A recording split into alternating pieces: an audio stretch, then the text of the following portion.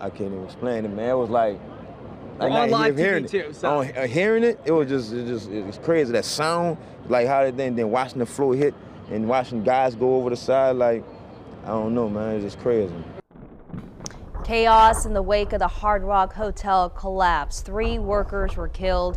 2 bodies remain in the debris. Demolition of the structure is underway 9 months later, and crews plan to remove human remains from the site in the coming days. Chief investigative reporter Greg LaRose gives us a look at revealing records from just after the collapse. They detail search and rescue operations and also raise questions about ongoing investigations.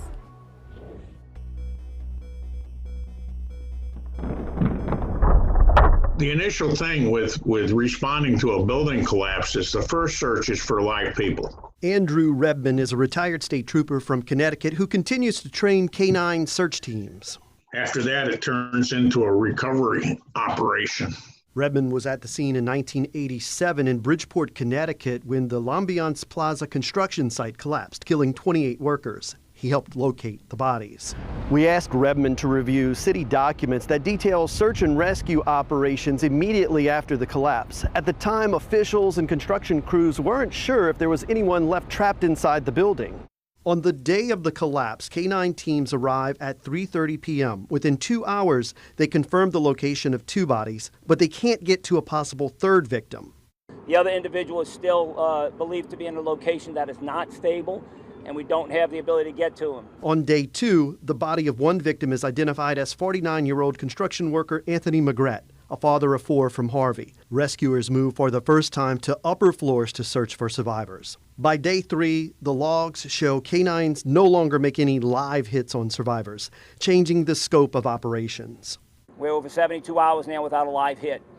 At this point, we are very close to transitioning from what we would call rescue, that you've heard us talk about every day, rescue mode, to recovery.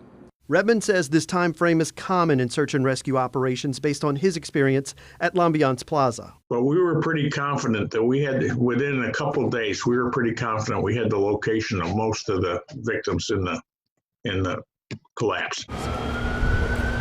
The search logs don't reflect that confidence for the location of the third victim of the collapse.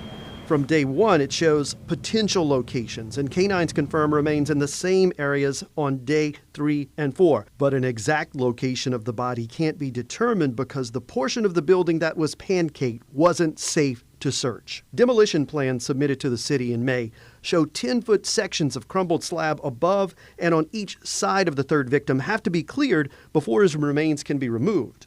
Decomposition is going to take place. There's more odor available.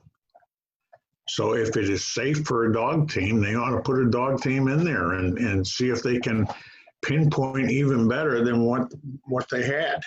A spokesman for the mayor's office says another K-9 search isn't planned once the building is deemed safe for the bodies to be removed.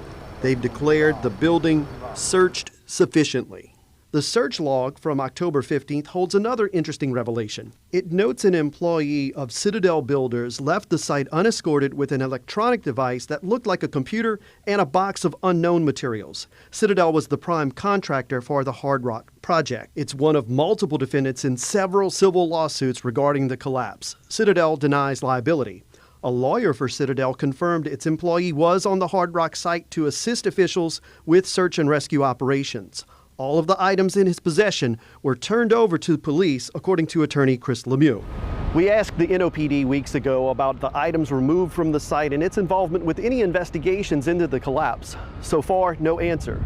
The next questions: can the bodies be safely removed from the building, and can its most vulnerable portions be brought down before the peak of hurricane season? For WDSU Investigates, I'm Greg LaRose. And Fire Chief Tim McConnell said Monday the bodies of construction workers Quinion Wimberly and Jose Ponce Areola could be recovered as soon as later this week. K-9s will be used to ensure all of their remains are recovered, according to the chief.